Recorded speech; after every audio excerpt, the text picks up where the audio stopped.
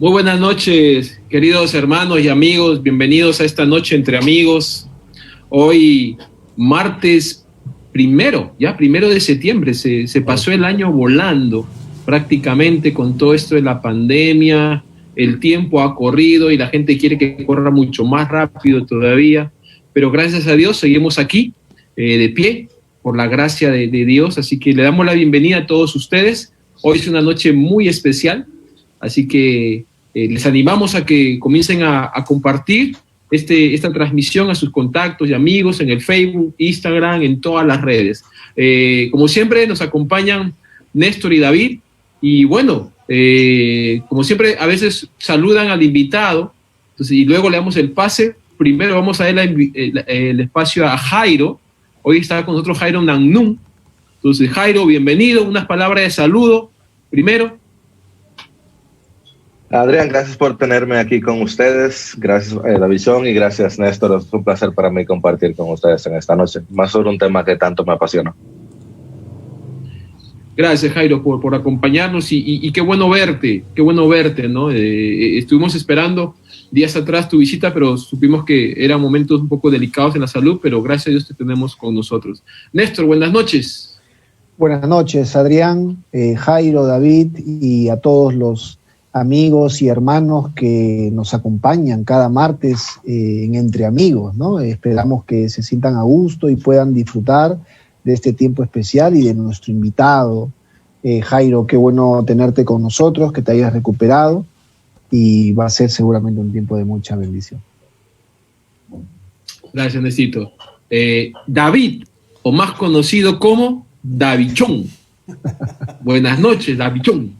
Buenas noches, Adrián, Néstor, Jairo, bienvenido. Bienvenido, es un tiempo especial entre amigos, así que vamos a disfrutar de esta transmisión, de este tema tan importante y solamente un poco saludar a algunos hermanos que hasta el momento se han añadido a la transmisión. Nuestro hermano Jorge Chávez, Catherine Centurión, Carlos Salcedo, nuestra hermana Dora Carrasco, Teresa Rabanal, Ramírez, Teresa Mendoza, etcétera, etcétera, ¿no? Cada vez se están agregando más hermanos a la transmisión. Bienvenidos a cada uno de ustedes. Bueno, para aclarar solamente, Davichón es la forma cariñosa en cómo lo llamamos a David, pero algunos no saben que su nombre original es David, Jorge David Azcue Portanova, más conocido como Davichón, ¿no? Pero es un lindo sobrenombre, la verdad. Es mejor que otros sobrenombres, ¿no? Bueno, ya dimos la bienvenida a la gente. Recuerden de que tienen la libertad de poder hacer sus comentarios y preguntas al invitado de esta noche. Ya sabemos que es Jairo Nannún. Jairo, algo para conocer de Jairo. Jairo está casado hace 12 años con Patricia, ¿no? Tienen tres hijos.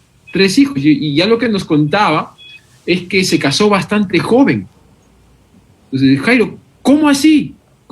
O sea, ¿es común en tu ciudad, en tu país? Cuéntanos dónde resides. ¿Es común casarse tan joven? Bueno, yo me casé a los 20. Como decía ahorita antes de salir en live, tengo 32 pero cansado. Entonces me casé a los 20 porque ya conocí a mi esposa cuando tenía unos 17, 18 en la universidad. Salí de la universidad a los 19 y ya desde que empecé a trabajar y tenía algo ahorrado, pues yo sabía que la amaba y ella sabía que ella me amaba. No había otro lugar para donde ir, entonces no tenía ninguna excusa, gracias a Dios.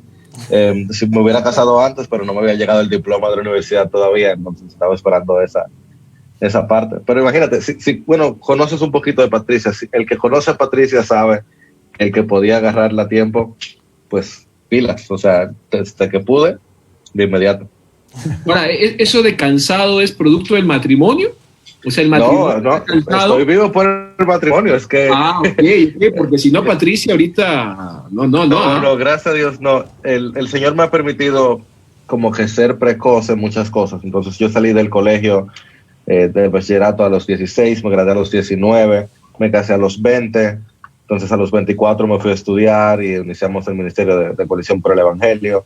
Entonces, a excepción de hijos que el Señor me los dio en edad normal, digamos, y fue a través de la adopción, como que el Señor nos fue permitiendo ir sirviendo. Yo hasta que llegaron los chicos, nosotros teníamos una vida demasiado intensa. en el sentido de que estábamos todo el tiempo haciendo algo desde la mañana hasta la noche.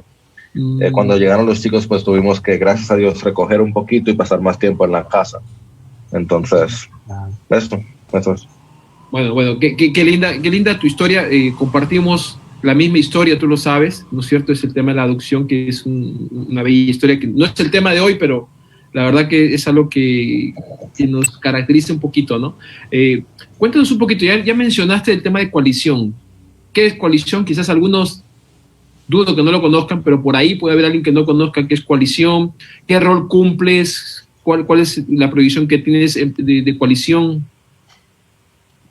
Claro, Coalición por el Evangelio es un ministerio que procura preparar recursos centrados en el Evangelio para la iglesia de habla hispana. Entonces, la coalición inició extraoficialmente en el 2012, oficialmente en el 2014, y representa quizás en el centro un grupo de pastores, que es un concilio de pastores de diversos lugares de América Latina, del mundo hispano, y de Europa también, de España, que tratan de tener el Evangelio en el centro en todo lo que hacen.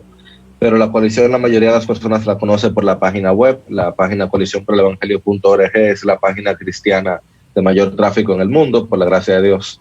Que no sea una Biblia, porque las Biblias tienen, gracias a Dios, más tráfico todavía. Entonces, Coalición diariamente provee entre 2 y 3 recursos, ya sea artículos, videos, podcasts, redes sociales y demás, y el Señor le ha permitido tener un buen impacto. De manera personal, yo sirvo como director internacional para The Gospel Coalition. Gospel Coalition, digamos, es la organización madre que nace en Estados Unidos, y mi labor es supervisar las diferentes coaliciones internacionales. Entonces, aunque mi pasión es más, pues, Latinoamérica, siendo latinoamericano, viviendo en Santo Domingo, República Dominicana, mi trabajo también me implica que, por ejemplo, yo paso una buena parte de la mañana hablando con un grupo de árabes, o de China, o de Irán, y es interesante. Puedo notar cómo el Señor se está moviendo increíblemente a lo largo del mundo, principalmente en el sur global, y puedo ver también cuánto nos falta por crecer y aprender a lo largo del mundo. Entonces el Señor sigue moviéndose activamente. Quizás lo último que debo mencionar es que soy parte de la Iglesia Bautista Internacional. Esa es mi iglesia aquí, la IBI. Soy parte del cuerpo de pastores como anciano en entrenamiento. Y bueno, seguro conocen algo de la IBI. El pastor Miguel Núñez es mi pastor y es como mi papá también para mí, para Patricia. Era papá de Patricia antes, entonces era como mi suegro, pero luego me adoptó como hijo. Entonces, y bueno, el pastor Pepe fue por muchos años pastor de nosotros aquí en la IBI, que está ahora también en Lima de vuelta. Y una pregunta, Jairo, ¿el pastor Miguel es mejor como padre o como suegro? Sí. Sí. No tengo quejas. Tener a Miguel cerca es una bendición en todos Jairo, los sentidos, pero particularmente como médico también. O sea, es excelente tener un excelente pastor que también es excelente doctor. Como mencionaste, estuve el mes pasado con COVID aquí en la casa, y tener a Miguel como infectólogo cuidándonos y atendiéndonos fue ideal. Oh, wow. Néstor, creo que quería preguntar algo, Néstor. Sí, perdón. Sí.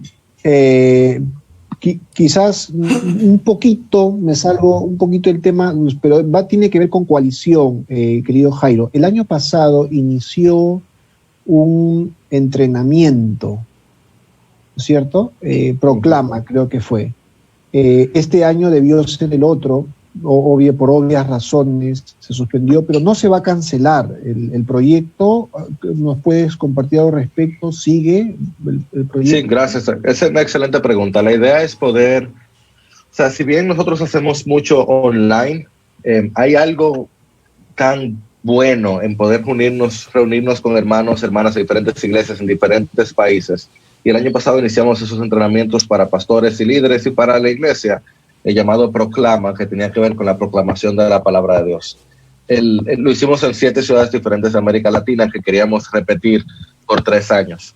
Como dijiste, el COVID ha cambiado el plan, pero esta misma semana estamos terminando los detalles para afinar cómo hacemos 2021. No estamos seguros, la verdad es que todo está bien incierto, no sabemos cuáles países van a estar disponibles. ¿Cómo ves la situación de la iglesia a nivel global? Esa es una muy buena pregunta.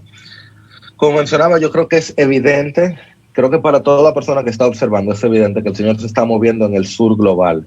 Le hace el sur de Asia, aunque China también, le hace África en general y le hace en Latinoamérica. Entonces, los números están ahí que no mienten, la cantidad de conversos son muchos mayores en esos lugares, no en los lugares donde ya llegó el Evangelio, sino en los lugares donde el Evangelio está llegando y esparciéndose ahora. Eso no significa que no habían cristianos, ha habido cristianos en América Latina desde el 1500. En el 1600 Calvino mandó misioneros aquí. Tenemos muchos años con cristianos, pero movimientos del Evangelio, de muchas iglesias, muchas personas, muchos conversos, eso no había pasado en el sur global, ha empezado a pasar en los últimos 50 años. Y no solo el Evangelio, que eso es lo ideal, pero también, digamos, una doctrina más sólida, más robusta, ha estado esparciéndose en los últimos 10 años. Entonces, yo, por ejemplo, he estado sirviendo mucho con los hermanos de Brasil, que mucho del contenido que hacemos en español funciona perfectamente en Brasil. Y eso es obvio, ¿cierto? No tan obvio que mucho del contenido que hacemos en África funciona en América Latina también, y viceversa. Entonces tenemos muchos artículos escritos en español y en portugués que hemos traducido al inglés para utilizarlo en África, y funcionan. O sea, la gente lo entiende mejor, digamos, que un ejemplo que venga de Estados Unidos o de Inglaterra, que son culturas más post-cristianas o pasando al post-cristianismo. Estas son culturas casi pre-cristianas, donde el cristianismo apenas está llegando en muchos lugares. El catolicismo existía, pero el cristianismo bíblico como tal apenas está llegando. Entonces los ejemplos son diferentes, mientras entre el norte y el sur, mientras las condiciones económicas también en el sur global son similares. Pero para mi sorpresa, mucho del contenido que hacemos en español y en portugués y en África funciona también en Irán, un lugar tan cerrado. Funciona en China también, porque es que otra vez, la mentalidad pre-cristiana, post-cristiana es similar. O sea, el contenido de Europa funciona en Estados Unidos. No siempre lo de Estados Unidos funciona. Los ejemplos, las aplicaciones, las asunciones, lo que tú presupones. Si tú dices en un artículo en Estados Unidos, tú dices justificación, tú supones que dado que hay más de 5,000 seminarios, todo el mundo sabe lo que es justificación. Pero si tú escribes un artículo en América Latina, dices justificación, tienes que decir, es decir, eso también tienes que hacerlo en el mundo árabe y particularmente en Irán, pero también en todo el mundo árabe. Eso también tienes que hacerlo para África, también tienes que hacerlo para Tailandia y también tienes que hacerlo para Brasil, igual que América Latina. Entonces he estado viendo con mucho asombro y con un sentimiento de empequeñecimiento, o sea, increíble lo que Dios está haciendo en el mundo. A pesar de que lo que uno lee en las noticias y en Twitter es mucha discusión y demás, hay mucho bueno pasando. Hay mucho bueno pasando en la iglesia. Quizás es porque el Señor está cerca. Yo quiero creer que sí, que el Señor está cerca y está salvando a sus elegidos antes de regresar. Amén. Y con todo lo que ves y sabes y tienes que hacer, ¿cómo sacas tiempo para escribir? ¿Vas a sacar un libro dentro de unos cuantos meses? ¿En qué momento escribes? ¿En las madrugadas? ¿A qué hora? Mira, mi problema ahora mismo con la escritura sucedió con mis hijos. Cuando mis hijos llegan, luego de Patricia y yo tener casi 10 años de hacer nuestra vida juntos y poder, tú sabes, ministrar a lo largo. Bueno, yo iba a estar con ustedes en Lima el año pasado y simplemente no pude por mi familia. Patricia y yo podíamos viajar. Yo viajaba 2 o 3 veces fácil por mes por compromisos ministeriales. Llegan nuestros chicos que ahora tienen 7, 6 y 5, cuando llegaron fue hace 3 años, y nos cambiaron la historia. Y entonces estar en la casa, yo trabajo desde la casa, se ha complicado muchísimo el tu poder encontrar espacio como relax. Y a eso se le agrega el que yo pasé mi trabajo de pasar de Latinoamérica, que es algo que conocía, donde vivo, que he visitado casi completo, pasar al mundo, y cierto, me cambió. Pero lo que yo hago ahora mismo es que en mi agenda, alguien me maneja la agenda, cierto, pero yo pongo en mi agenda bloques que dicen, déjame escribir, por favor, déjame escribir. Entonces pongo, por ejemplo, mañana en la mañana, en mi agenda dice de 8 a 12, please let me write, por favor, déjame escribir, para que nadie me ponga una llamada, para que yo no respondo correos. Entonces, hay un libro de un autor secular que se llama Cal Newport, que habla de deep working. Yo procuro hacer mucho que eso se llama trabajo profundo, que es sacar bloques de tiempo sin distracción. Y esa es la única manera que he podido escribir. Que no, el servidor de la iglesia es importante, aunque no tengas libros, porque un sermón tienes que escribirlo, una enseñanza tienes que escribirlo. Lo que voy a compartir ahora yo lo escribía anteriormente también. Entonces, en ese sentido, solamente sacando bloques de tiempo, sin correos, sin llamadas, sin mensajitos. Y, muy importante, mi WhatsApp no tiene notificaciones. Entonces, Adrián sabe de eso. Yo solamente activo notificaciones en WhatsApp si tengo una reunión o algo que me van a escribir, pero yo no uso casi WhatsApp. lo uso intencionalmente. Le entro por 1 hora a responder y ahí se va. Eso ayuda también. Sí, yo lo sé. ¿Es el primer libro que vas a sacar? Como autor, sí. Yo he editado 4 libros. Este es el primero que yo estoy escribiendo la mayoría. Bueno, lo estoy escribiendo completo. Cuéntanos un poquito del libro. ¿Cuál es el tema y cómo así te inspiraste a hablar de ese tema? Bueno, el libro se llama La libertad del perdón. Es un libro corto de unas 20,000 palabras que, en mi opinión, es la manera ideal para tratar temas importantes que la gente en general tiene que leer. Entonces, es trabajando con los hermanos de B&H, de Lifeway en español. Ellos se me acercaron con la idea de la serie, la idea de poder hacer creo que le llaman libros esenciales o algo así. Son libros cortos de 20,000 palabras sobre diferentes temas importantes para la vida cristiana. Y me dijeron, dado ese tema de que tú quisieras escribir. Y yo pensé en 2 temas. Tengo que entregar uno ahora el 14 de septiembre y el otro en verano del año que viene. El primero es sobre el perdón. Y la razón por la que pensé en ese tema del perdón es, como veremos en esta noche, cuando estemos con específicos, si el Señor lo permite, puedo tener algo que decir. El próximo libro es un libro corto acerca de matrimonio también. Específicamente pensando en parejas jóvenes latinoamericanas que deben saber, que es esencial que sepan sobre el matrimonio. Pensando por un latino, para un latino, en versión que puedan sentarse a leerlo en 2 horas juntos. Entonces este sale primero Dios a final del año que viene. Entonces, entremos al tema de hoy. Tú dices que hay mucho que la iglesia tiene que aprender acerca del perdón. Empecemos, yo te planteo la pregunta, ¿cuál es tu perspectiva o cuál es tu definición de perdón en tal caso? Y te doy todo el tiempo que tú necesites para desarrollar el tema. Claro, gracias por eso. Yo creo que la iglesia, o sea, los individuos, nosotros tenemos que pensar más en este tema, porque pocos temas son tan centrales a lo que es la fe cristiana. El perdón está en el centro del evangelio. O sea, eso es lo que nos dice Colosenses 1, por ejemplo, que nos dice que el Señor nos libró del dominio de las tinieblas, nos trasladó al reino de su Hijo amado, y nos dice, seguro lo conocen, en quien tenemos redención. ¿Cómo define redención? El perdón de los pecados. Entonces, este tema es tan vital porque si yo le digo primero que el Señor me dice que la redención es el perdón de pecados, y luego yo tengo que en varias ocasiones, pero por ejemplo en Efesios 4:32, el Señor me dice, sean amables unos con otros, misericordiosos, perdonándose unos a otros, así como también Dios los perdonó en Cristo. Y ahí yo tengo que eso es de vital importancia. Primero el Señor me dice que mi redención es el perdón de pecados, y luego dice que como yo fui perdonado, así yo debo perdonar unos a otros. Entonces, este tema es uno que es de vital importancia para la fe, y siendo honestos también, el perdón es de vital importancia para la práctica diaria. Porque yo lo mencionaba esta mañana por Twitter, los pajaritos cantan y las plantas dan oxígeno y los pecadores pecan. Eso es lo que nos sale. O sea, tú pones a 2 personas en una isla y las 2 personas van a tener problemas todo el tiempo. Nosotros tenemos problemas interpersonales todo el día. Eso es común.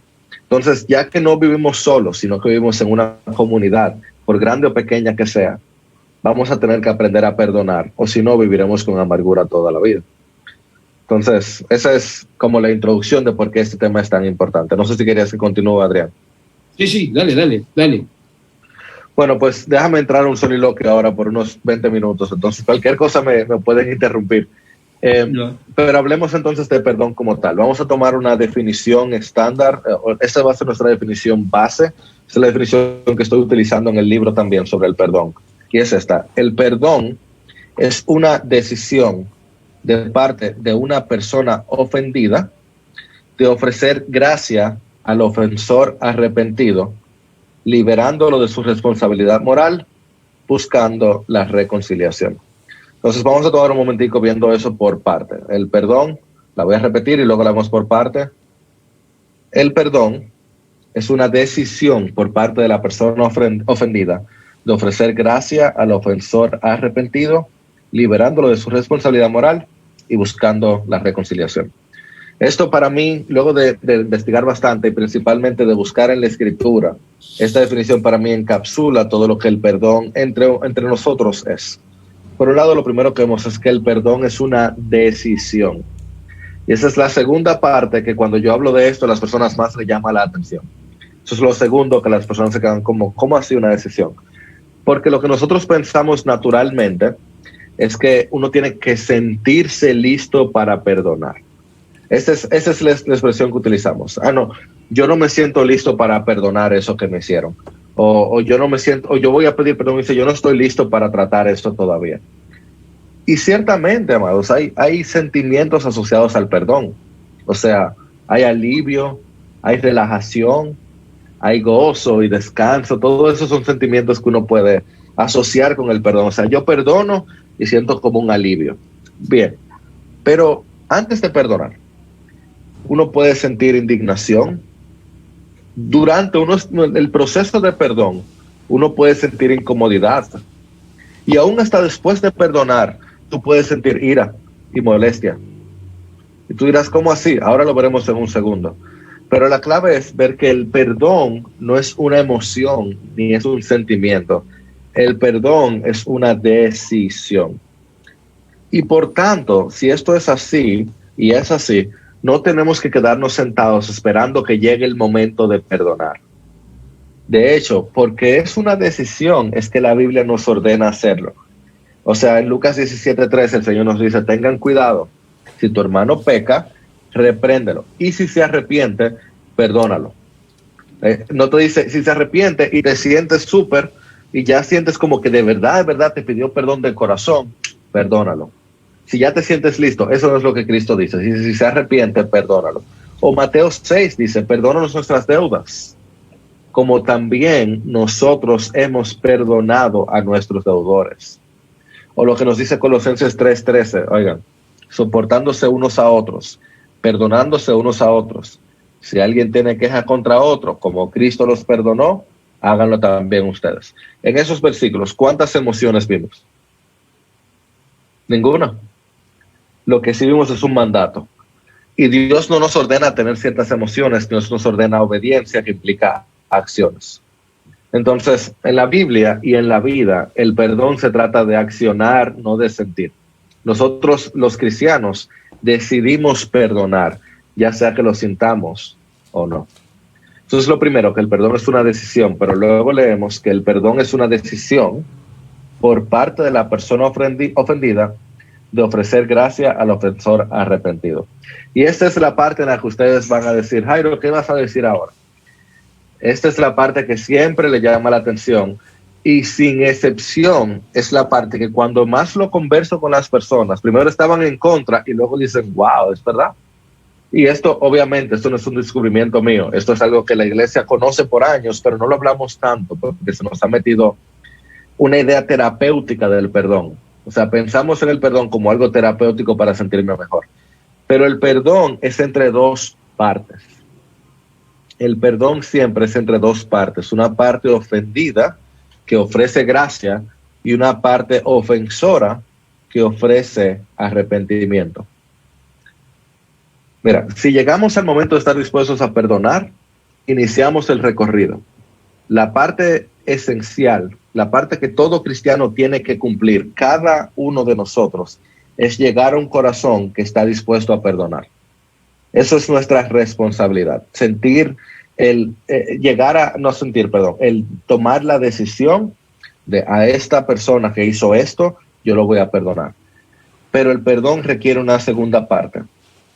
Y es que la persona que falló vaya a buscar arrepentimiento. Jairo, ¿cómo así? Mira, la Biblia enseña claramente el perdón indiscriminado, no el perdón incondicional. Nosotros debemos ofrecer, cada uno de nosotros debemos ofrecer nuestro perdón a toda persona, absolutamente toda persona, y debemos dárselo a todo aquel que lo quiera. ¿Notan la diferencia? Yo ofrezco el perdón a todo el mundo y el que lo quiere lo recibe. Y esto no disminuye el perdón, esto lo aumenta. Esto muestra qué tan serio es este asunto del perdón. Y lo vamos a hablar un poquito más adelante, pero acuérdate, ¿como quién yo debo perdonar? Como Cristo perdonó, ¿cierto? ¿Y a quién perdona Cristo? A todo el que venga a él. cada persona que venga donde Dios, donde Cristo en arrepentimiento, va a recibir perdón. O como dice Juan 6:37, el que viene a mí, de ningún modo le echaré fuera. Pero tienes que ir a Él. Es decir, es necesario ir donde Cristo. O vamos a ver el versículo más conocido. De tal manera amó Dios al mundo que ha dado su Hijo unigénito. ¿Para qué? Para que todo aquel que en Él cree no se pierda. La oferta es incondicional, pero la transacción requiere que ambas partes se pongan de acuerdo. En ese sentido, el mandato de perdonar, como Cristo nos perdonó, debe ser uno que nos lleve a la humildad de siempre, sin excepción, ofrecer el perdón. Pero el perdón implica una transacción de liberación, que vamos a hablar ahora, que requiere de una segunda parte. En ese sentido, yo no puedo, no en el sentido completo de la palabra, perdonar a una persona que murió o perdonar a una persona que no tiene ningún interés de restaurar. Porque cuando hablamos de eso, hemos reducido el perdón a un sentimiento. Lo que sí debemos hacer siempre es ofrecer perdón a toda persona. Y como quizá podamos hablar ahorita en el conversatorio, aquellos que no pueden buscar el perdón, yo necesito liberarlo de la falta o pasar por alto la falta. Pero el perdón es una decisión de parte de la persona ofendida de ofrecer gracia al ofensor arrepentido.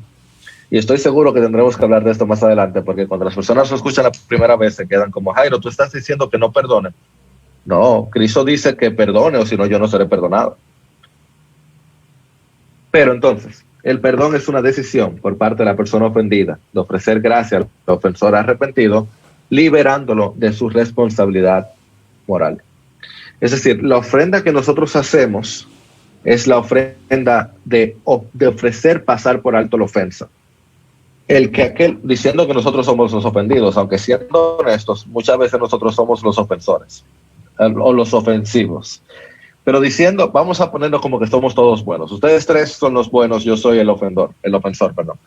Ustedes me ofrecen a mí, como ofensor, pasar por alto la ofensa, olvidarlo, dejarlo atrás, no traerlo nueva vez, no permitir que esa falta interrumpa nuestra relación. El perdón que nosotros debemos ofrecer como cristianos es un perdón que diga, yo te perdono y yo no lo voy a recordar más. Yo no te lo voy a volver a mencionar. No significa que yo lo olvidé, es que yo te estoy liberando de la culpa asociada con esa falta. O sea, yo libero al otro de la responsabilidad moral para que no tenga una nube pesándole arriba y haciéndolo sentir culpable. Yo le quito la cadena de lo que traía detrás por lo que me hizo. Eso no significa que las consecuencias desaparecen. Y otra vez, podemos hablar más de eso en adelante si así quieren. No significa que las consecuencias desaparecen. A veces las consecuencias son necesarias para que el ofensor crezca. Y eso pasa con nuestros hijos, ¿no es cierto? O sea, si tu hijo te hace, por ejemplo, te dijo mentiras y prendió el Nintendo cuando dijiste que no le tocaba, tú le dices, mi amor, por lo que hiciste te quedas sin Nintendo por una semana. Y luego él viene y te dice, mira, perdón, papi, yo lo hice mal. ¿Qué tú haces como padre? Te perdono, mi hijo. Le das un beso, un abrazo, Dios te bendiga. Pero el Nintendo sigue por una semana porque él tiene que aprender a través de las consecuencias de su falta. En ese sentido, el verdadero perdón no significa que libera las consecuencias. Lo que yo no hago como padre es que yo no le digo, mira, y en la mañana, el otro día, mira el Nintendo, no lo vas a usar. O si viene y se me acerca, yo le digo, no, aléjate, que tú me mentiste. Eso no es perdonar. Eso no es perdonar, eso es quedarme con una raíz de amargura que va a causarme gran problema. Pero el liberar consecuencias no es lo mismo que liberar de la responsabilidad moral. Y el Señor hace exactamente eso mismo con nosotros. O díganme ustedes, ¿cada cuánto tiempo Dios les recuerda sus pecados? A mí nunca lo hace. Él alejó, como el oriente del occidente, Él alejó mi pecado. Él ha limpiado mis manchas. Pero si yo soy infiel a mi esposa y el Señor me libre y prefiero que me mate antes, yo voy a tener grandes consecuencias. Aún mi esposa me perdone y aún Dios me perdona, pero si yo estuve engañando con mis impuestos y me encontró la policía y me metió preso, Dios me perdona, pero yo sigo preso.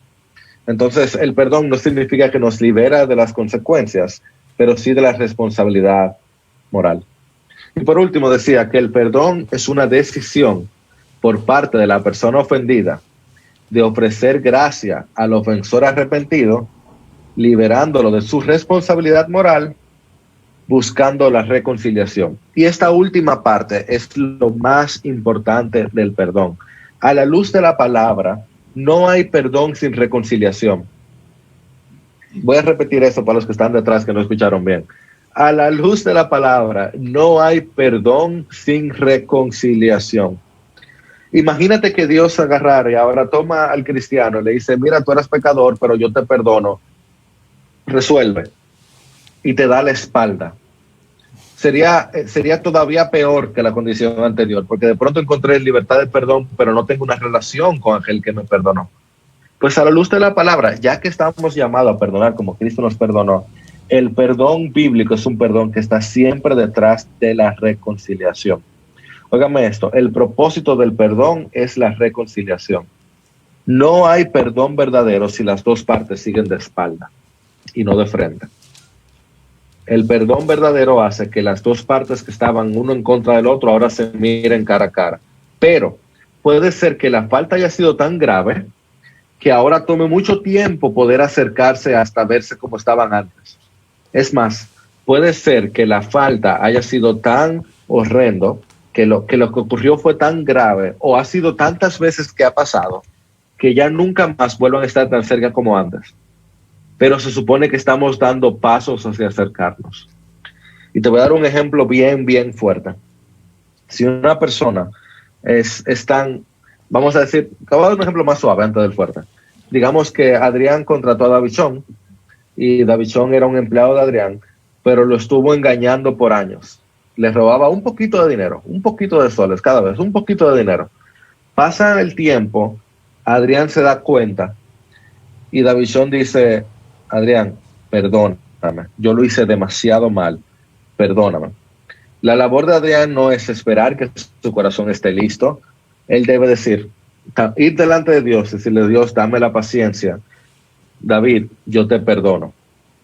Pero él no le vuelve a dar ese cargo. Eso significa que no lo despida. Y puede que le permita seguir trabajando en la empresa, pero no tendrá la misma responsabilidad. Porque esa falta ha quebrantado la confianza entre los dos. Dándote un ejemplo todavía más radical, que es uno del que estuve leyendo en uno de estos libros que estuve revisando. Si una persona ha sido, y perdóneme, acosada sexualmente o faltado a su integridad física de manera sexual por otro, ese perdón va a tomar tiempo. Va a ser muy difícil tú poder ver a esa persona cara a cara. Es la verdad. Tú tienes que estar dispuesto, con la ayuda del Señor y la ayuda de tu iglesia, a poder abrir tu corazón al perdón. Pero esta fisura entre los dos es tan grande y tan profunda que puede que nunca más puedan verse aquí. Pueden que nunca estén aquí. Puede que queden aquí atrás por siempre. Pero se supone que por la gracia de Dios, al menos de este lado de la gloria, se vayan dando ciertos pasos de sanidad hasta donde la relación pueda estar de una manera que glorifique a Dios. Y si ambos son cristianos, porque puede pasar, entonces sabemos que en el cielo entonces podrán verse quizás con la total cercanía que pudiera haber. Pero el perdón siempre busca la reconciliación. Por eso decía que tú necesitas que ambas partes estén buscando lo mismo. Quizás no con la misma intensidad y no con la misma claridad. Y no es nuestro lugar el decir, es que yo no creo que tú estás lo suficientemente arrepentido. Ese no es nuestro rol. Pero debe haber, de esta parte, digamos que esa es la persona ofendida, debe haber de inmediato, o tan pronto el Señor así lo permita, una disposición de, te voy a ver a la cara. Y si este otro que es el ofensor todavía está dando la espalda, pues todavía no puede haber perdón, porque el perdón busca reconciliación y aquí se van a alejar. Pero esta persona ya tiene el corazón listo para desde que éste voltee a ver su rostro, entonces puedan empezar a trabajar hacia la reconciliación. Ojo, puede que lo voltee más o menos así y que falte algo que entender. Y es muy probable que tú todavía tengas un poquitito aquí como de algo en el corazón. Esa es la verdad del mundo caído, que uno queda con ciertas cositas que uno tiene que ir sanando. Pero la disposición es de vernos cara a cara para llegar a la reconciliación. Ese es el ejemplo que tenemos de Cristo, ¿no es cierto? Dime tú si no. Mira, nosotros hoy en día hablamos bastante de necesidades y de que yo necesito que unas vacaciones o yo necesito que tú me hagas este favor. Lo único que nosotros de verdad necesitamos absolutamente es estar en paz con Dios. Esa es la gran y la profunda necesidad. Todo lo otro puede faltar, pero la paz con Dios es la necesidad eterna, insaciable del hombre. Eso es lo más importante que tenemos. Y lo que sucedió desde el principio fue pues que aunque iniciamos ahí, en esta relación entre Dios y el hombre de cercanía, de casi unidad, reflejando la Trinidad, donde el hombre y la mujer podían ver a Dios paseándose en medio de ellos, pues el pecado dañó eso, ¿no es cierto? Pero que nosotros tenemos que tan pronto el hombre peca y la mujer peca, Dios empieza su labor. El hombre da la espalda a Dios y Dios empieza su labor. El primero se voltea, bueno, fue Dios el ofendido. Él se voltea hacia el hombre y empieza a buscar a aquel que estaba perdido. Y cuando Dios se acerca hasta donde nosotros, la palabra nos dice que aunque estábamos muertos en delitos y pecados, Dios, por causa del gran amor con que nos amó, nos dio vida juntamente con Cristo y nos ofrece la salvación. Porque Dios estuvo siempre decidido a perdonarnos. Pero aún en este caso, sabemos lo que decía, que el perdón no implica que se borren las consecuencias, ¿no es cierto? Porque aún para Dios perdonar nuestras faltas, Dios pagó las consecuencias a través del sacrificio de Cristo Jesús. El sacrificio de Jesús fue suficiente para garantizar nuestra entrada ahora delante de Dios. Y es en el sacrificio de Jesús que yo descanso a la hora de perdonar también. ¿Cómo así? Bueno, Adrián, si tú me fallas a mí, en verdad, tú como cristiano, a quien más le estás fallando es a Dios mismo. Y si Dios estuvo dispuesto a perdonarte a pesar de tus fallas, yo debo estar dispuesto a perdonarte también. Porque al final tu problema es con Dios, no conmigo. Y al final mi problema era con Dios y Dios lo resolvió. Por tanto, como Cristo me perdonó, yo te perdono a ti. Ah, pero digamos que Néstor no es cristiano. Néstor es un inconverso y pecó contra Jairo. Ok, la razón por la que yo puedo perdonar a Néstor es porque yo sé que el problema más grande de Néstor no es su pequeña falta contra mí, sino su falta completa contra Dios. Y el corazón de Cristo es un corazón de misericordia. Entonces, como Cristo me perdona con un corazón de misericordia, yo busco tener misericordia hacia aquel que me falló, en este caso hacia Néstor. Y le perdono, teniendo en cuenta que su problema mayor es con Dios y que si Dios lo va a salvar, sus pecados, incluyendo los pecados contra mí, van a ser perdonados. Pero si no, entonces su problema mayor no es que él me haya fallado a mí con un par de pesos o un par de soles. Entonces, esa es la idea general acerca del perdón. Y no sé qué tiempo me queda, pero quizás solamente tomar un minuto para hablar de... ¿O ya se me acabó el tiempo? Adelante, no. Adelante. Okay. Pues quizás tomar un minuto para poder hablar por qué es tan importante este asunto. Entonces, déjame darle 5 razones básicas, breves, de por qué el tema del perdón es tan importante. La primera razón por la que el tema del perdón es de vital importancia es porque porque Dios lo modeló. Estamos modelando lo que Dios hizo. Es decir, Dios es el mejor de todos los líderes, los capitanes, los jefes. Él es el mejor de los padres. Dios nunca pide algo que no esté dispuesto a hacer primero. Entonces, el modelo que nosotros tenemos de Dios es el modelo de una persona, o de la Trinidad, de hecho, de 3 personas en una, que modeló el perdón hacia sus ofensores. Y otra vez lo tenemos desde el Edén, ¿no es cierto? O sea, cuando Adán y Eva pecan, dice que Dios se paseó en medio del huerto y se acerca hacia ellos y Dios le habla. Ese es el modelo que tenemos, que de inmediato peca Adán y Eva, la dadora de vida, Dios le dice, de tu simiente, en Génesis 3:15, saldrá uno que va a herir a Satanás y va a arreglar este problema. Y a Adán y Eva le tocaba la muerte y en vez de Dios matarlo, Dios los vistió, luego de sacrificar otros animales para poder vestirlos a ellos. Y a lo largo de la palabra tú encuentras el Dios que busca, el Dios que ve, el Dios que sana y el Dios que perdona. Y eso en ningún lugar tiene un mayor ejemplo que Cristo Jesús, un mayor ejemplo mayor que el de Cristo Jesús, aquel que nunca pecó, nunca falló, no merecía ningún tipo de falta en contra de él y sin embargo estuvo dispuesto no solamente a ofrecer perdón, sino hasta clamar que ellos fueran perdonados, nosotros fuéramos perdonados. ¿Recuerdan? Una de sus palabras antes de morir, Padre, perdónalos, porque no saben lo que hacen. Entonces tenemos el modelo de Dios y eso es vital. Pero luego tenemos la orden de Dios.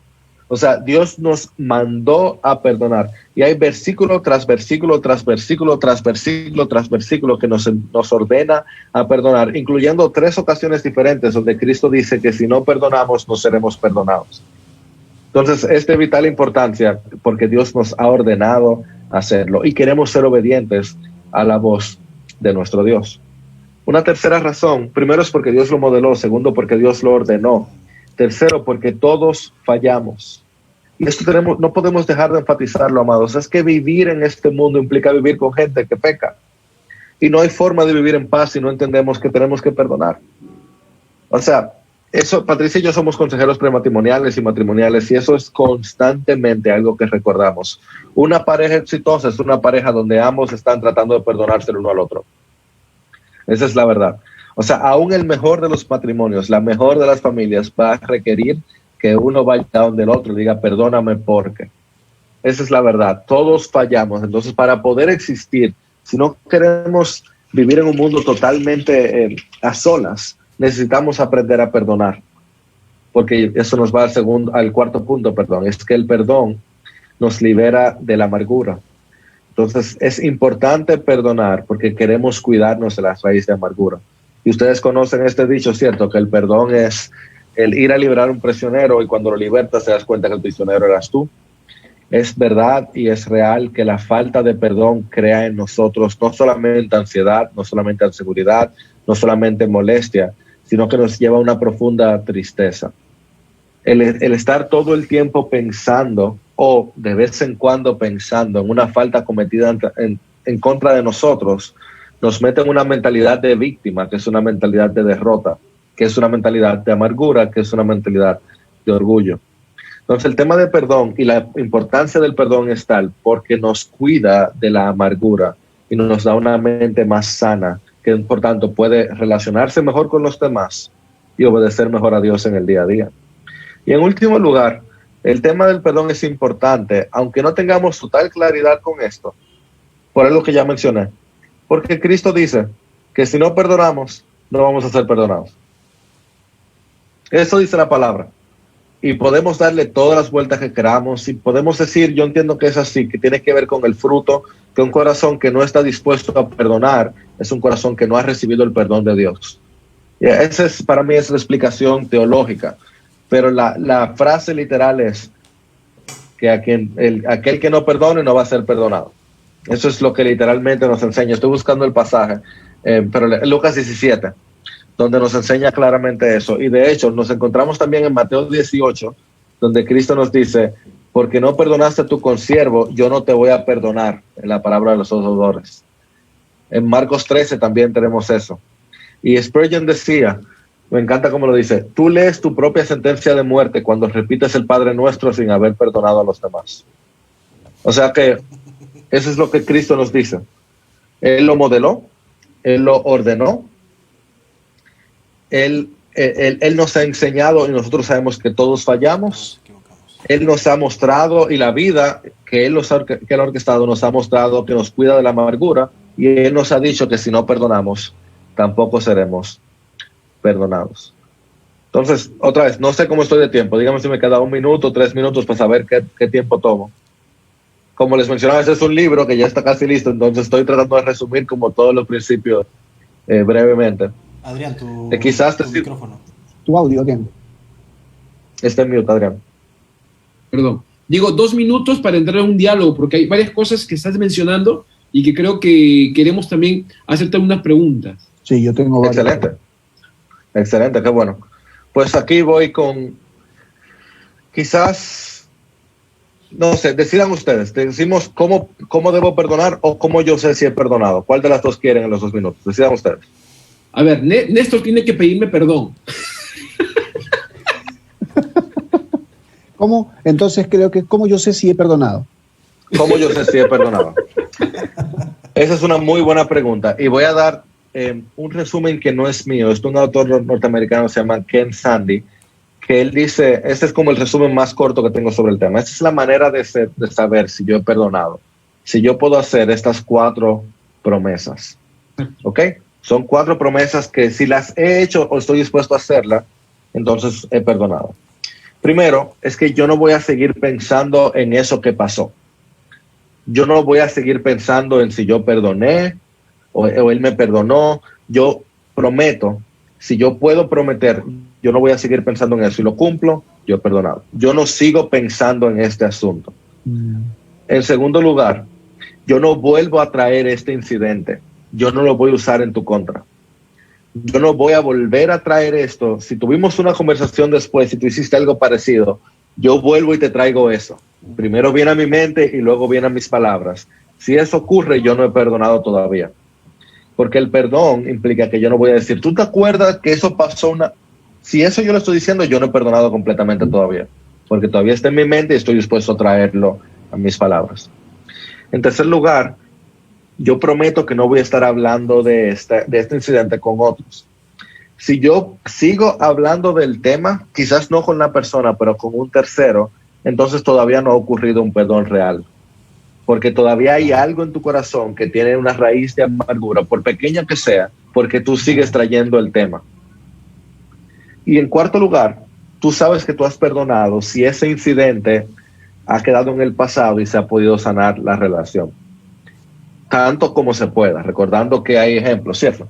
Pero tú prometes que tú dejaste eso atrás, tú has perdonado y por tanto esa situación no va a dañar tu relación. Tú no lo vas a pensar, tú no lo vas a volver a decir, tú no lo vas a hablar con otros y tú no vas a dejar que eso rompa la amistad. Si todavía está afectando tu amistad, aunque no se haya dicho nada, si todavía lo estás hablando con otros, si todavía tú se los mencionas al ofensor o al ofendido, y si todavía estás pensando en eso, entonces todavía no has perdonado. Pero si ya tú lo has dejado atrás en tu mente, lo has dejado atrás en tus palabras, con el ofensor y con los demás, y si la relación ha sido restaurada, entonces el perdón ha ocurrido y hemos llegado a lo que queríamos, que es la reconciliación, porque no hay perdón sin reconciliación. Una consulta, Jairo. Tú mencionaste que el perdón no es olvidar, ¿correcto? No es olvidar, es liberar de la culpa, pero no liberar de las consecuencias. Ok. ¿Qué hay con el dolor producto de la ofensa? ¿Cómo uno trabajar en ese proceso? No sé cómo describirlo, ¿no? Pero hay dolor. Entonces, ¿cómo lidiar con eso? Esa es una excelente pregunta. Y te voy a decir algo aquí con total honestidad. Por lo menos hay 62 versículos donde se habla del perdón de manera directa. 62. No hay uno que te diga cómo debe lucir el perdón. O sea, la Biblia nunca te dice, perdona, y esto se mira de esta manera. No hay un proverbio que te explique exactamente cómo funciona. Y yo creo que eso es porque Dios sabe cuán messy, no sé la palabra, como desastrosas pueden ser las relaciones. La verdad es que las relaciones pueden ser muy complicadas. Y Dios sabe qué tan profundo puede calar un dolor. Entonces, yo no te puedo decir con total claridad, mira, cuando no te duele fue que perdonaste. Yo no creo que eso es. Lo que, como mencionamos anteriormente, la diferencia está entre el perdón y la irreconciliación. Fíjate que ese es el antónimo del perdón. El antónimo de perdón no es falta de perdón, es irreconciliación. Pues la diferencia entre el perdón y la irreconciliación es que estoy de rostro a ti dispuesto a trabajar, dispuesto a poder seguir hablando. Ahora, vamos ahora con el tema del dolor. El tema del dolor no es un tema del perdón como tal. El tema del dolor es entre Dios y nosotros.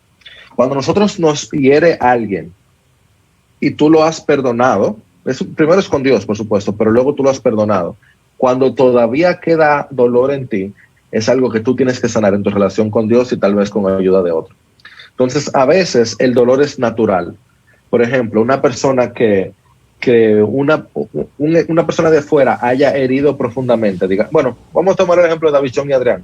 Davichón era tu empleado, Adrián, y te robó, qué sé yo, $100,000.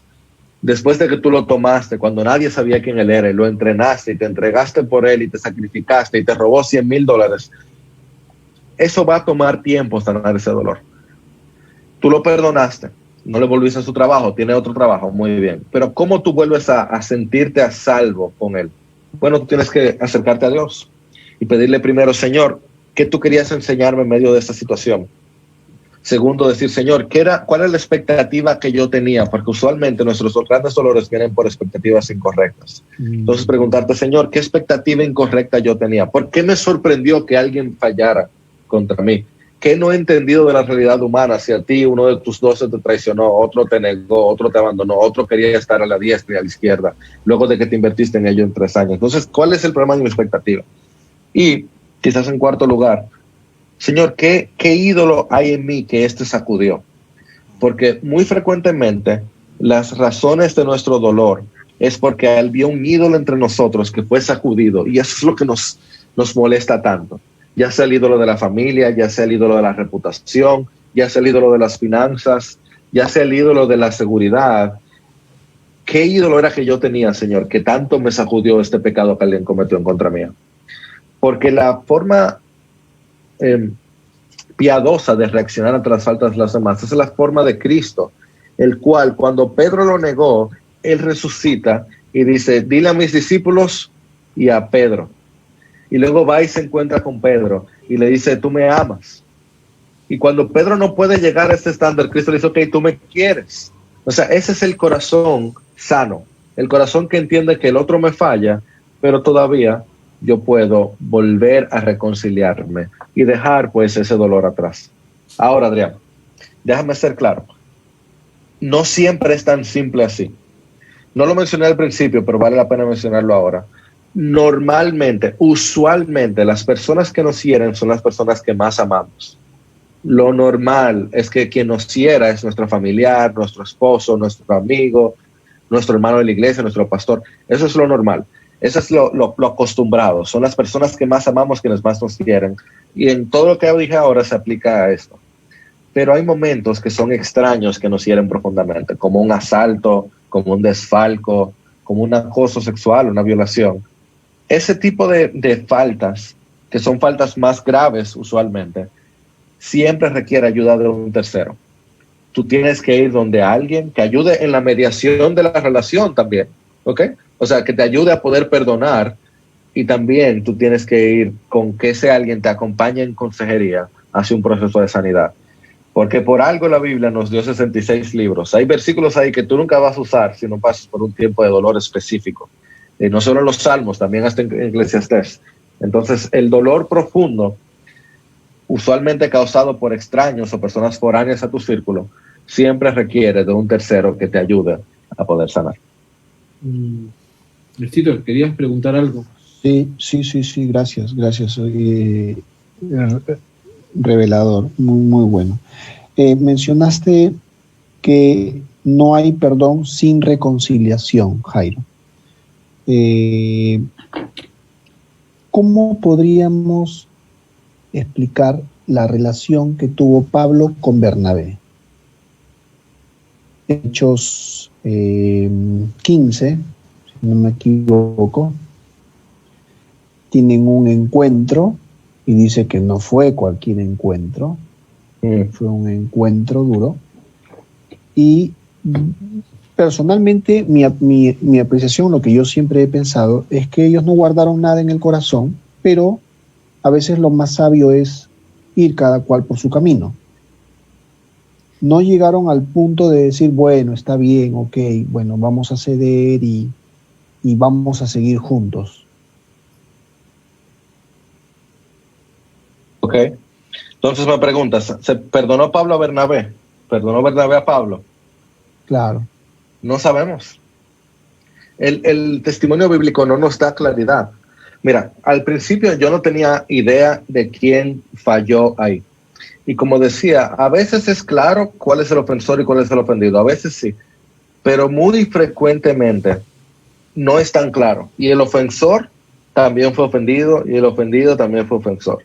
De manera particular, a mí me parece, aunque no es tu pregunta, que en este caso en específico, quizás no la forma, pero en el fondo Pablo tenía razón.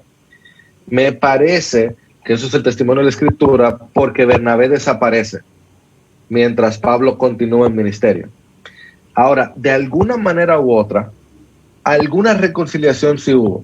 Definitivamente hubo reconciliación entre Pablo y Marcos, de eso no hay duda. Sí. Porque Marcos, al final de su ministerio, en su último capítulo escrito, 6 o 7 meses antes de morir, Pablo está hablando de Marcos como alguien útil para el ministerio del Evangelio. Correcto. O sea que ahí hubo perdón y reconciliación. Pablo perdonó completamente a Marcos y hubo reconciliación, como siempre vemos en la Escritura, o mejor dicho, como la Escritura nos apunta a que hay. No siempre lo vemos, pero eso es lo que la Escritura nos apunta. ¿Qué pasó entre Pablo y Bernabé exactamente? Es que no sabemos, porque no lo encontramos. Yo puedo, sin embargo, pensar que el hecho de que Pablo apuntara a Marcos implica que probablemente pasó algo detrás de escena entre Pablo y Bernabé también. Eso es lo que yo pudiera ver.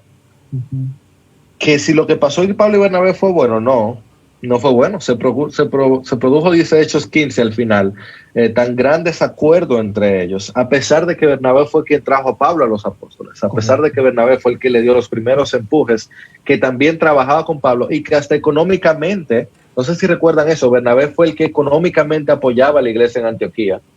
Entonces, a pesar de todo eso, hubo un quebrantamiento ahí profundo de la relación, porque hasta entre los mejores cristianos puede haber un profundo quebrantamiento. Esa es la realidad del mundo bajo el sol. Son mortales. Una consulta, y quiero entender la pregunta de Néstor, porque también me lleva a pensar bastante. Cuando hablamos de desacuerdo entre dos personas, necesariamente estamos hablando de un problema que requiere del perdón. Perdóname, no te entendí la pregunta. Creo que me corté. Ya, creo que en esto se refiere a Hechos 15, cuando se separan, ¿no es cierto? Pablo y Bernabé. Pero el texto dice que hubo tal desacuerdo que se separaron. A lo mejor yo estoy asumiendo mal de que la relación entre ellos se rompió. ¿Es eso? ¿Se rompió? El texto se rompió, o sea, qué sé yo, o sea, dejamos de ser amigos, dejamos de ser hermanos. ¿El desacuerdo puede ser tenido como una relación rota? Sin lugar a dudas, el desacuerdo entre Pablo y Bernabé fue tal que hubo una relación rota entre ellos dos, a pesar de ser los dos más cercanos colaboradores del ministerio. Y eso es posible de este lado del sol. Desde bajo del sol, con nuestro pecado, eso es posible. Lo que le apuntaba Néstor es que, en mi opinión, de alguna manera esta relación fue restaurada, aunque la Biblia no está clara, porque el causante del problema fue Juan Marcos, ¿cierto? Correcto. Que Bernabé quería traerse a Juan Marcos y Pablo entendía que no, que él estaba muy novato, que lo acababa de abandonar ya en el primer viaje. Y se pasó que, by the way, dicho sea de paso, Juan Marcos era primo de Bernabé, entonces también había un problema familiar que Pablo estaba viendo ahí detrás. El apoyo que luego vemos en Silas en la Escritura, el hecho de que fue coautor de al menos 2 de las cartas de las epístolas del Nuevo Testamento, Silas fue quien Pablo tomó. El hecho de que Bernabé desaparece de la foto después de ahí en adelante, en mi opinión, todo eso apunta a que posiblemente Pablo tenía razón, al menos de fondo, quizás no en la forma. Pero sí hubo un desacuerdo tan grande que los separó a los dos. Yo entiendo, y quiero pensar que es así, que de este lado de la gloria ellos se resolvieron también, porque si Juan Marcos y Pablo volvieron a ministrar juntos, claro, pues no hay duda, pienso yo. Si el problema era Juan Marcos y ellos dos resolvieron, yo quiero creer que Pablo y Bernabé pudieron dejar su orgullo de lado, que es un problema principal entre líderes, y ponerse de acuerdo. Pero si no, ahora mismo ellos no tienen reconciliación, eso te lo aseguro. Ahora mismo, viendo por espejo la gloria de Dios, esperando la manifestación del cielo nuevo y tierra nueva, ellos no están discutiendo sobre Juan Marcos, de eso no hay duda. Claro, ahora, perdóname. Sigue, dale. Justamente estaba viendo ese tema y me causa impresión el hecho de las frases que mencionaste, de que no hay una relación restaurada o lo suficientemente cercana que no dé la gloria a Dios, mencionaste así, ¿no? O sea, esa reconciliación no necesariamente va a ser tan unida, tan cercana como en un inicio, pero va a ser lo suficientemente cercana como para que esa relación, en esa cercanía, sea lo suficiente para dar la gloria a Dios. Entonces eso me lleva a pensar que no creo que Pablo y Bernabé en todo su ministerio no hayan tenido ese tipo de reconciliación como para poder dar la gloria a Dios, que era algo que predicaba. Yo quiero pensar eso también. Entonces para mí es algo evidente, ¿no? Pero sí, que es sumamente interesante, ¿no? Como un pequeño desacuerdo puede llevar a tantas cosas. Así es. Hay situaciones y situaciones. ¿Cómo aplicar, cómo vivir este principio del perdón entre un creyente y un no creyente? Porque yo tengo la conciencia y el conocimiento de Dios, que Dios modela perdón, Dios ordena perdón, sé que todos fallamos, tengo la conciencia. Pero uno creyente no necesariamente tiene esta conciencia. Y te hago la pregunta porque Claro. que no hay perdón si no hay reconciliación. Claro. Entonces, Ok, déjame ir hacia atrás y luego hacia adelante, porque para poder hablar de perdón, y otra vez, mi reto es a aquel que piensa, es que eso no suena bien, bíblicamente, que lo trate de justificar, que trate de justificar el perdón sin reconciliación, bíblicamente. Y ahí fue cuando, mira, la primera vez que yo lo escuché, a mí también me hizo como, pero ¿qué significa eso? Y yo te digo, por eso te decía, reconciliación implica cara a cara, o mejor dicho, frente a frente, perdón, cara a cara, pero no frente a frente. Puede que haya espacio ahí, porque como hemos mencionado, si hubo un abuso físico, un esposo que está abusando de su esposa, ¿cómo va a lucir la reconciliación entre ellos dos? ¿Cómo va a lucir ese perdón? No va a ser igual. Como ya mencionamos, si hubo una persona que acosó sexualmente a otro, las consecuencias no se eliminan. Quizás ese perdón se va a dar tras las rejas y esa persona va a estar del otro lado de la cárcel arrepentido y tú le vas a ofrecer el perdón, pero él sigue en la cárcel. O sea que las consecuencias no se eliminan y la sabiduría tampoco desaparece. Por tanto, no es perdón y cuenta nueva. O sea, eso no es lo que la Biblia nos enseña, a excepción de nuestra relación con Dios, que tampoco elimina las consecuencias, pero sí nos da total libertad. Entonces, dicho eso, vamos a una segunda parte antes de llegar al inconverso. Y es, Adrián, no todo requiere perdón. No todo requiere perdón. No toda falta requiere perdón. Porque la palabra enseña claramente, sobre todo, sean fervientes en su amor los unos por los otros. ¿Y qué nos dice 1 Pedro? Porque el amor cubre multitud de pecados.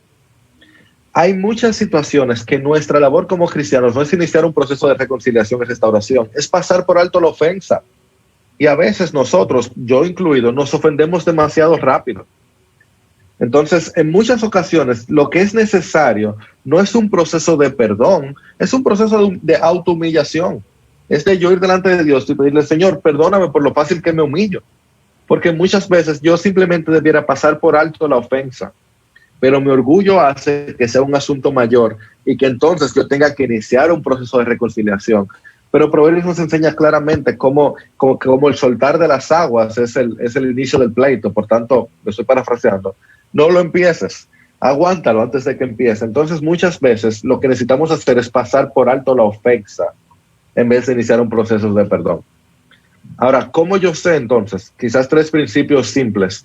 ¿Cómo yo sé si yo debo pasar por alto la ofensa en vez de perdonar?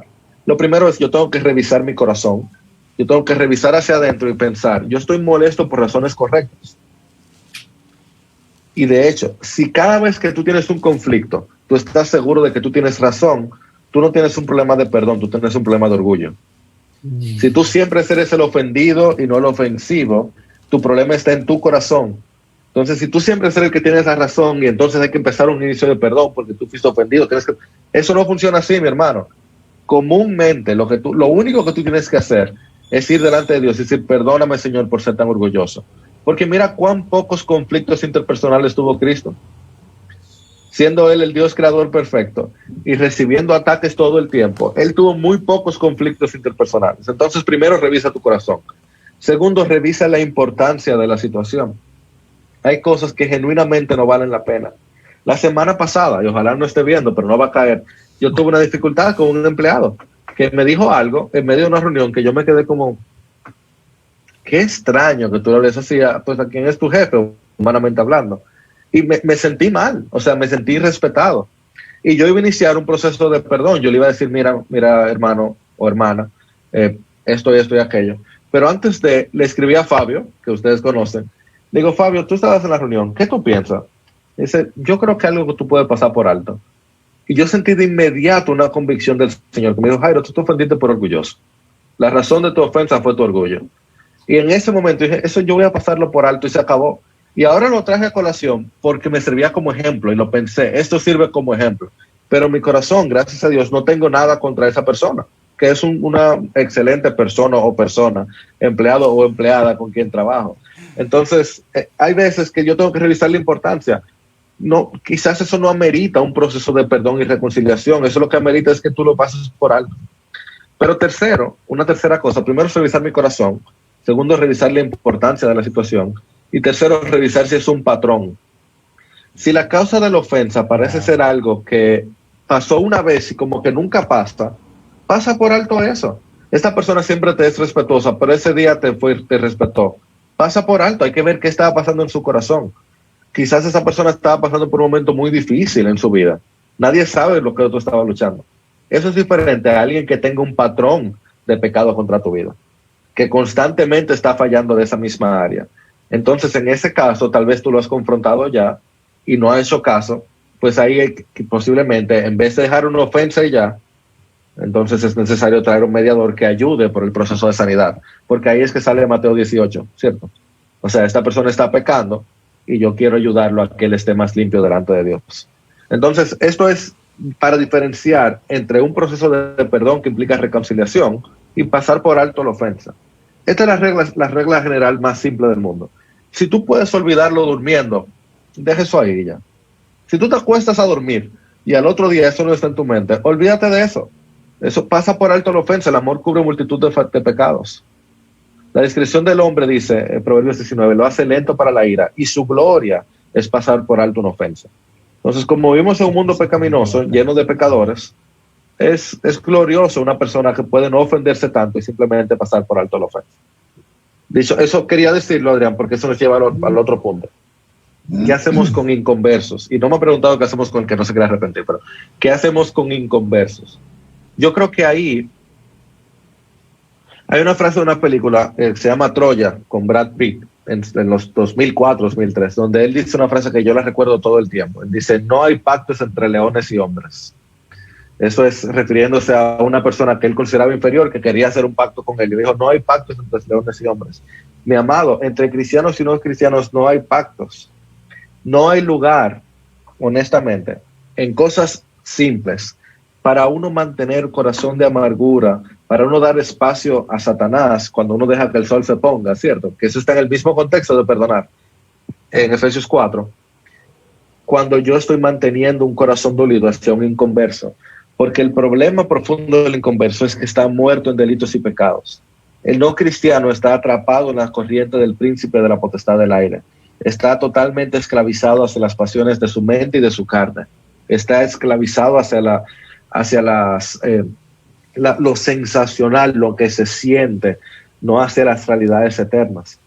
El inconverso, a nosotros se nos ha olvidado porque el Señor nos ha salvado, pero solo piensa lo que sería tú acostarte sin saber si tú tienes perdón de parte de Dios. Levantarte sin tú saber cuál es tu propósito de vida, sin ancla, el ancla del Evangelio y la luz de la palabra. El inconverso requiere, como decía Pablo, ser digno de total misericordia. Esa es nuestra labor como cristianos. Otra vez, a los problemas interpersonales. Hay cosas más graves que no se resuelven con un Facebook Live. Y si has pasado por un proceso por ahí, tienes que hablar con tu pastor. Si tienes un tío inconverso que acosó sexualmente a un familiar tuyo, todo esto es verdad. Tenle pena, tenle misericordia, pero involucra a las autoridades, involucra a tu pastor para el proceso de sanidad. Pero refiriéndome a cosas más naturales, a tu papá que te habla muy feo, no que te golpea ni nada, pero te habla feo, o tu tío que te hace quedar mal delante de la gente. Su problema es tan grave con Dios que si tú puedes lograr entender qué peso tiene la ira de Dios, recuerda lo que era para ti saber que tenías la ira de Dios sobre ti. Eso debe llevarte a misericordia y con más razón pasar por alto la ofensa. Y no hay una cosa más hermosa, algo que solamente el Evangelio puede hacer, que cuando un cristiano es desbaratado, destruido, roto por un inconverso, y él le dice, yo te perdono, yo te ofrezco el perdón de Cristo, Cristo está ahí para perdonarte. ¿Tú sabes lo glorioso que es eso? Eso, pocas cosas reflejan el Evangelio más que eso. Entonces, ese es el corazón del cristiano que ha sido afectado por la salvación de Dios. Es un corazón que dice, yo te perdono, yo estoy dispuesto a perdonarte. Como fue el caso de Esteban cuando lo apedreaban, por ejemplo. Así mismo es, exactamente. El cual tenía el rostro como de Dios, le brillaba como el ángel. Okay. Tu audio, Adrián. Ya, perdón. Adrián, tu micrófono está apagado. Pero aprovecho, permíteme, Adriancito, permíteme. una preguntita. Jairo. Sí, sorry. Cuando uno pide perdón, ¿tiene que ser específico? ¿O basta solo, perdóname si en alguna oportunidad te he ofendido? Ok, yo creo que aquí está la danza de los específicos que son complejos, ¿ok? La danza de los específicos es cuando uno trata de sobreespecificar cosas que no están totalmente claras en la palabra. Entonces, yo entiendo, y yo fui entrenado en psicología también, yo entiendo que genuinamente uno debe tratar de ser específico por lo que uno pide perdón. Yo también estudié en el Instituto Integral de Sabiduría, tengo un par de maestrías en teología, eso es lo que se nos enseña en consejería bíblica. Tú debes tratar de encontrar, porque uno no pide perdón en general, uno pide perdón en particular. Como creyente, si eres un creyente maduro, tú debes tratar, y mi esposa puede dar testimonio a esto, que yo lo hago todo el tiempo, tú debes tratar de encontrar específicamente qué fue lo que hiciste mal y pedir perdón por eso. Tú debes tratar. Eso es lo que Néstor debe hacer, lo que Davichón debe hacer, Adrián debe hacer, Jairo debe hacer. Encontrar específicamente por qué pedir perdón cuando soy el ofensor. Ahora me pongo del otro lado, del lado del ofendido. Yo no creo que es sano cuando yo guardo el perdón porque yo no escuché el arrepentimiento que yo quería escuchar. Porque esa persona me pidió perdón, pero no fue tan específico como yo quisiera. Porque me pidió perdón de manera... Mira, y los teólogos somos buenísimos en eso, brother. O sea, somos expertos en eso. No, es que tú tienes que pedir perdón particular, no solo una disculpa, sino pedir perdón. Pero te está haciendo lo que puede. O sea, cuando yo me digo, cuando veo en la palabra que uno debe pedir perdón, o mejor dicho, debe ser arrepentido para uno perdonar. Recuerda cómo tú pediste perdón cuando te convertiste, cuando te hiciste cristiano. Recuerda cómo uno oraba cuando uno no era cristiano. La primera oración de uno, yo creo que fue muy hermosa. Oh Señor Jesús Padre, yo te amo y te doy gracias por cómo tú me ofreces el perdón. Y yo te pido perdón por Señor, sálvame. O sea, el perdón que uno le pidió a Dios cuando fue rescatado fue una cosa muy poco teológica y ortodoxa. Fue, me estoy ahogando, sálvame. Pues así, esa debería ser la actitud nuestra cuando alguien viene y nos pide perdón. ¿Estás haciendo el esfuerzo? Ya.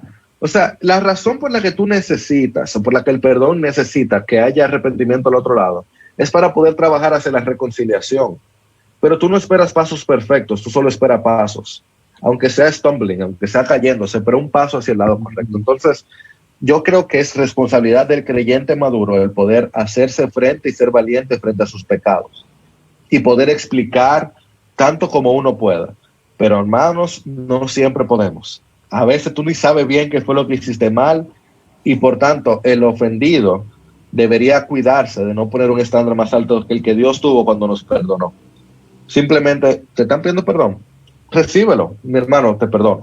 Trata otra vez en casos generales. Hay casos específicos, por ejemplo, un esposo que tiene un adulterio repetitivo y pide perdón. Ay, mi amor, perdóname, que tú no sabes cómo son lindas las muchachas allá afuera. Espérate.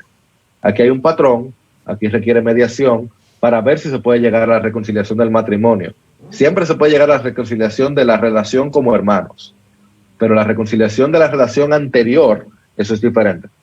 Entonces puede que un pastor te haya pecado contra ti de una manera muy horrenda, por poner un ejemplo, te haya fallado, haya hablado mal de ti, y puede que tú logres perdonarlo completamente y él te pida perdón, perfecto, pero puede que tú nunca vuelvas a esa iglesia, porque el perdón y la reconciliación no implica restauración de la relación anterior. Y fíjense que yo nunca dije relación de la relación anterior, es reconciliación, son cosas un poco diferentes. Quiero hacer esta pregunta, Jairo, y le voy a pedir a Néstor y a David que puedan ayudarme viendo las preguntas de las personas, porque hay varias preguntas y varios comentarios muy interesantes, y esta frase de no hay perdón sin reconciliación ha levantado fuego, ¿no es cierto? Pero le pregunto, dígame si no lo ven bíblico.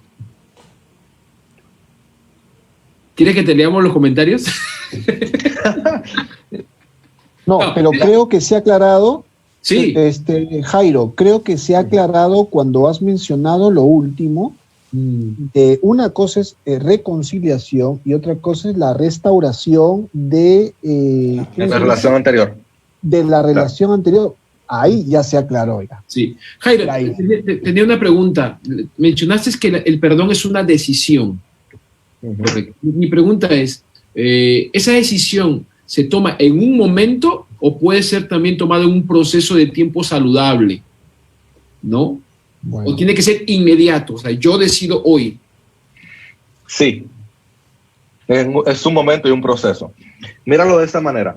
Tú estabas corriendo hacia un lado, tú tomas la decisión de que tú vas a voltearte hacia el otro lado, pero puede que te tome tiempo.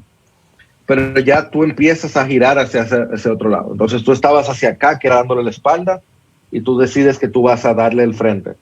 Decidiste eso y empieza un proceso de darle el frente. Y por eso yo mencionaba al principio, puede que aún después de perdonar tú tengas algo de molestia todavía. Esa es la verdad.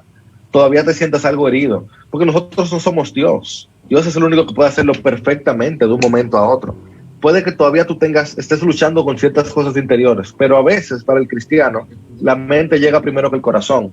Entonces en tu mente ya tú has decidido, esto requiere perdón, esto requiere que yo muera a mi yo sé que no me lo merecía, yo sé que la persona me ofendió, yo sé que ofendió a Dios, pero Dios me ha mandado a perdonar, por tanto yo voy a girar hacia Él, pero dame chance.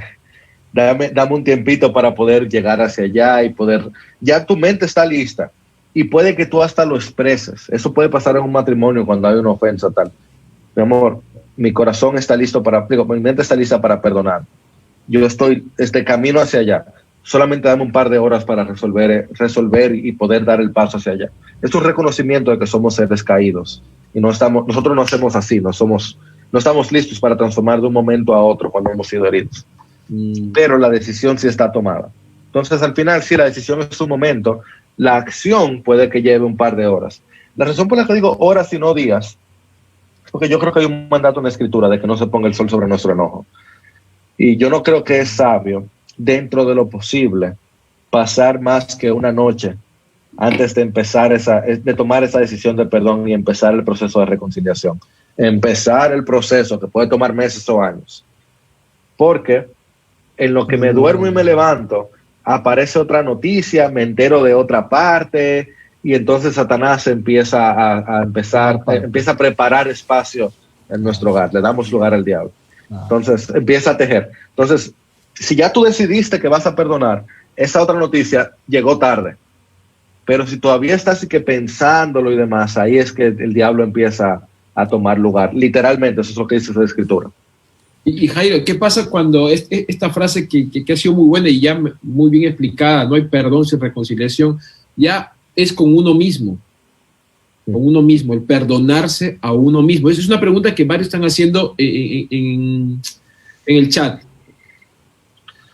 Es algo que yo estoy pensando mucho. Yo estaba pensando mucho en eso, porque, déjame aclarar algo. Nadie en el universo tiene problemas de baja autoestima. La baja autoestima no es un problema que nadie tiene genuinamente, en el sentido de que nadie se quiere poco. Cristo dio por sentado, ama a tu prójimo como a ti mismo. Nadie no se ama. No nos creamos esa mentira. Puede que nos amemos mal, porque no sabemos amar. Pero toda persona que tiene baja autoestima, estoy muy deprimido, nadie me quiere, todos me odian. O toda persona que tiene muy alta autoestima, yo soy el mejor, mira qué lindo soy, mira todo me lo merezco. Su problema es el mismo, es orgullo, es egocentrismo, es que piensan demasiado en sí mismos. Uno piensa en sí mismo para mal, otros piensan en sí mismo para bien, pero sigue siendo orgullo. ¿Me siguen? Y este es otro concepto que yo sé que a la gente le choca, pero cuando lo pensamos, y otra vez, estudié psicología 4 años, a mí me enseñaron todo este asunto de la autoestima. Yo sí creo que hay una autoestima, y hay una autoestima, digamos, correcta, que es cuando tú te estimas a ti mismo como el mayor de los pecadores, porque en Cristo murió. Y de esto podemos hablar más en otro momento. Toda esta idea viene de un libro fenomenal, pero el pasaje de Pablo en 1 Timoteo es clave. Tú eres el mayor de los pecadores y Cristo murió por el mayor de los pecadores. Ese es el balance. Yo sé que yo soy un pecador amado y yo soy profundamente amado por Dios a pesar de ser un pecador. Ese es el lugar correcto de la autoestima del cristiano. No se estima tanto a sí mismo, es Cristo estima. Es que yo sé que Cristo me ha estimado y por tanto yo puedo estar tranquilo. Entonces, en ese sentido, yo creo que el lenguaje de perdón hacia sí mismo no es el mejor lenguaje. Es mejor lenguaje de aceptación de sí mismo. Yo acepto quien yo soy, yo acepto lo que hice, y como Cristo me ha aceptado, yo puedo encontrar paz y tranquilidad. Pero genuinamente, comúnmente, el problema de baja autoestima es un problema de alto orgullo. Y pienso tanto en mí mismo y no llego al estándar que yo me puse, y puse ese estándar tan alto y solo llego aquí y me siento mal y me siento mal y me siento mal, olvidándome que el estándar de Dios está aquí arriba y Cristo se encargó de llevarme allá. Y ahora yo estoy sentado con Cristo en los lugares celestiales. He sido completamente perdonado, amado y aceptado. Entonces, el lenguaje de autoperdón, yo creo que es un lenguaje más de psicología que de Biblia. El de aceptar quién soy, yo creo que eso es correcto. Yo soy quien Dios dice que yo soy. Perdonado, amado, redimido, pecador, con nada bueno en mí, pero por la gracia de Dios soy lo que soy. Y su gracia no ha sido en vano. Amén. David, Néstor. Sí. Tengo una consulta. Jairo, ¿cuándo va a estar disponible este material, hermano? Por favor. Bueno, primero Dios, le decía, tengo entrega el 17 de septiembre y sale en marzo. Ahora, déjame decirte, esto no es único. De hecho, Adrián, puedo pasarte un listado de varios libros. Tengo que ver que esté en español. Yo no estoy diciendo aquí nada nuevo. Aquí yo no he reinventado ninguna rueda. Todo esto es principios bíblicos que la iglesia desde Agustín ha estado manejando. O sea, estas son ideas de la palabra que podemos entender. Entonces, digamos esto, solo no quiero que se pierdan algo. No siempre va a haber reconciliación. Esa es la verdad. No siempre va a haber reconciliación. El corazón del cristiano debe ser en pro de la reconciliación. Esa es la idea del perdón. Yo estoy buscando que haya paz. Paz con Dios y paz entre los hombres. Pero la palabra claramente enseña, en cuanto dependa de ustedes.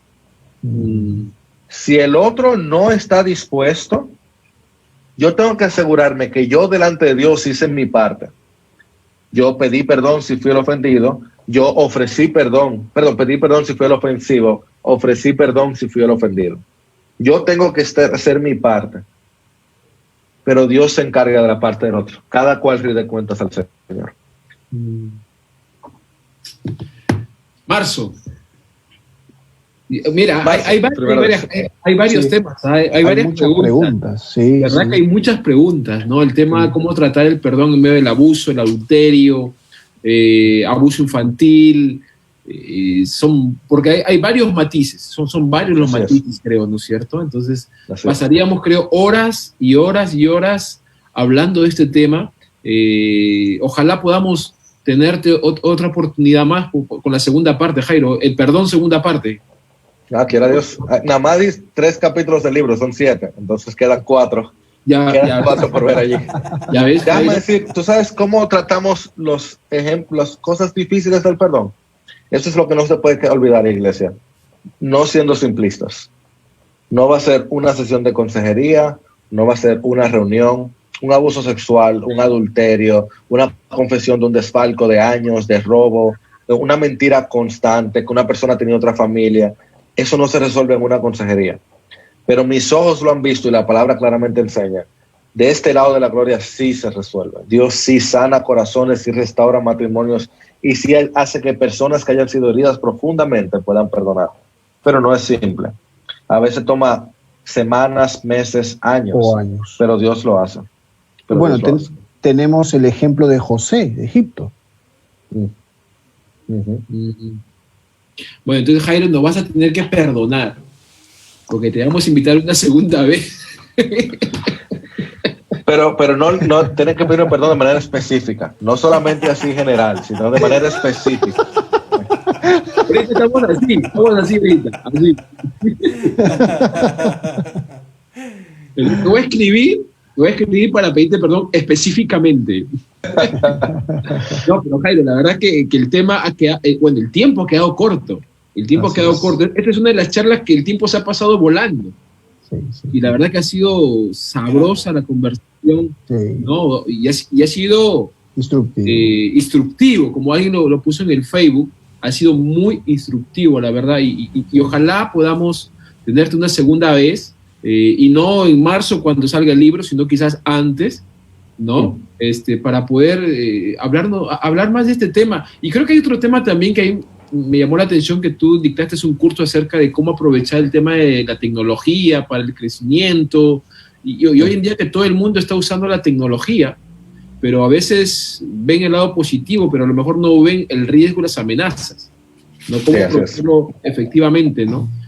Jairo, tus últimas palabras. Sabemos que allá es más tarde, tengo entendido, entonces no queremos tampoco afectar tu descanso, afectar los planes que tengas para hoy o para mañana. Tus últimas palabras, ¿qué te gustaría decirnos así? Claro, el perdón es uno de los eventos más hermosos, uno de los actos más hermosos de la palabra. Es el propósito de todo el acto de redención, es el perdón de los pecados, es la reconciliación que tenemos con Dios. Por tanto, tratemos de imitar a Dios perdonando a todo el que falle contra nosotros y pidiendo perdón cuando nosotros fallemos también.